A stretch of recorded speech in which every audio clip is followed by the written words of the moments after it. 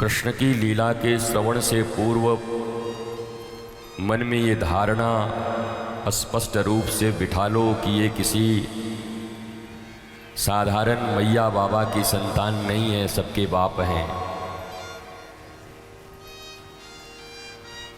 कल राम जी के जन्म में आपने सुना, सुनहु तात।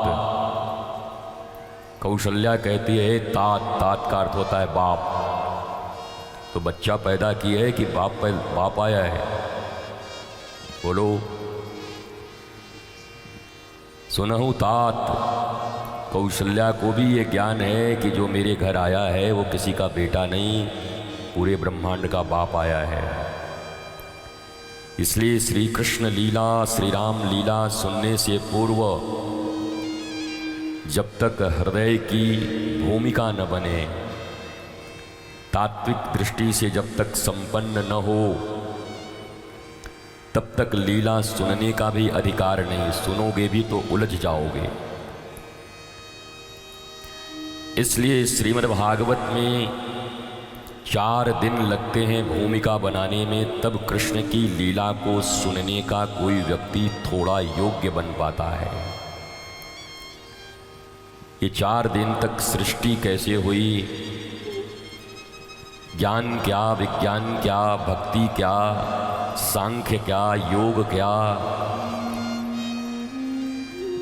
समस्त रहस्यों को समझते हुए तब कृष्ण लीला में प्रवेश होता है।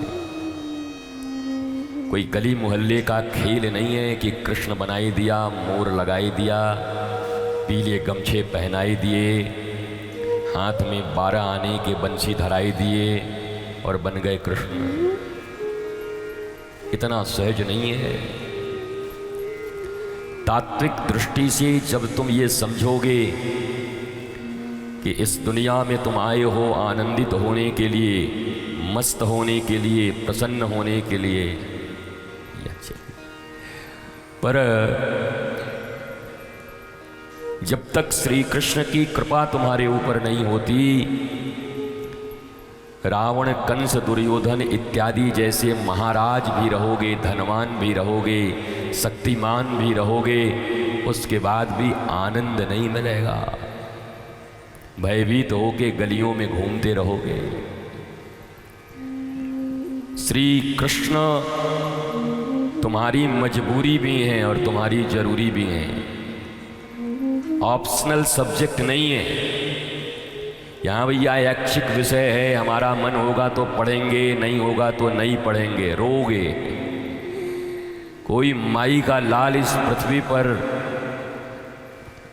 पैदा लेकर और उस परम सत्ता के परम तत्व को जाने बिना, संपूर्ण रूप से स्वीकार किए बिना, अमेरिका का राष्ट्रपति हो या यूएनओ का चीफ हो, कोई भी हो, लेकिन जो आह्लाद, आनंद, प्रेम, शांति, ब्लिसफुलनेस,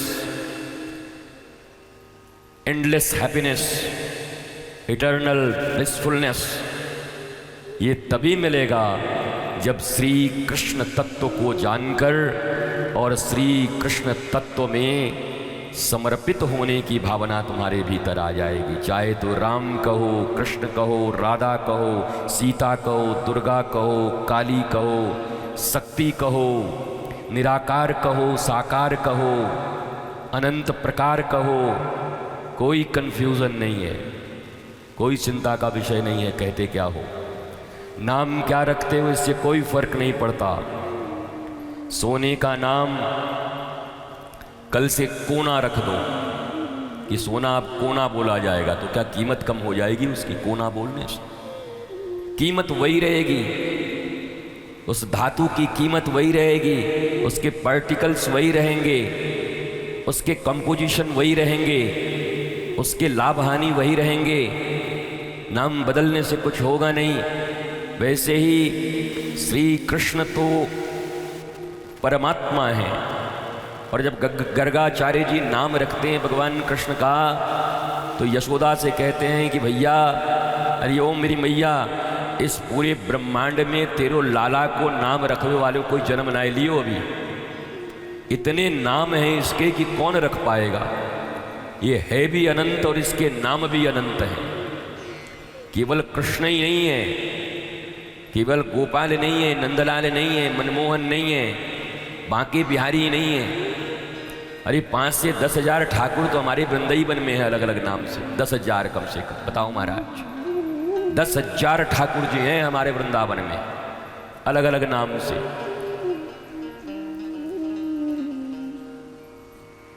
और जिसकी जो मर्जी, लंदन में एक बहुत बढ़िया मंदिर बना, उसका नाम रख देगा राधा लंदनेश्वर।